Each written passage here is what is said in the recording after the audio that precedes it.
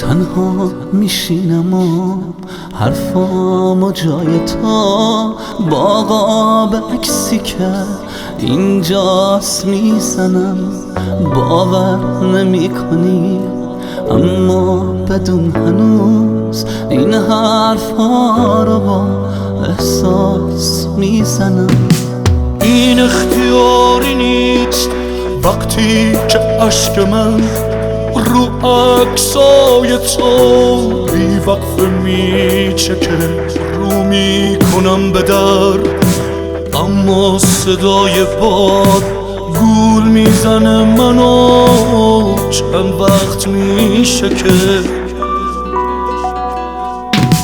تو رفتی و دیگه آهنگ خوندنه تو گوشای من زنگینه میزنه. این زندگی مثل کابوس من شده شیرینیاش به دل چنگینه میزنه. من اومدم بگم امشب قراره که از تو ببرم و دستات ول کنم. اصلا قرار نبود اینجا بشینم و باقا به عکس تو باز درد دل کنم.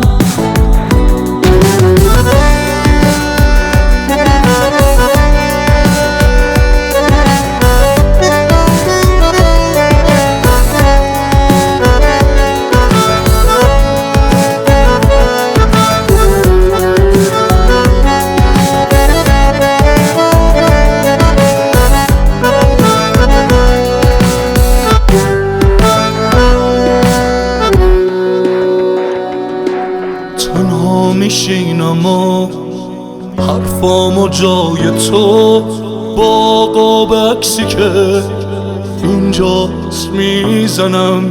باور نمی کنی اما بدون هنوز این حرفا رو با احساس میزنم.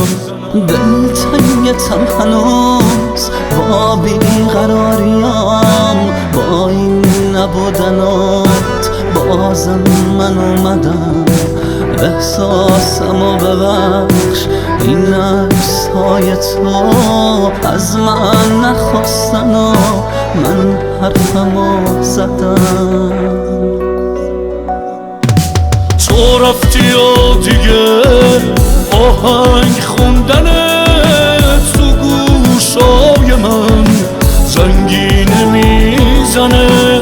این زندگی مثل کابوس من شده شیرینیاش به دل چنگینه میزنه.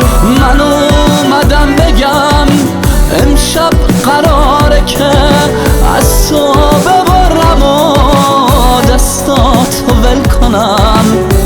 اصلا قرار نبود اینجا بشینم و باقا به عکس تو باز درد دل کنم.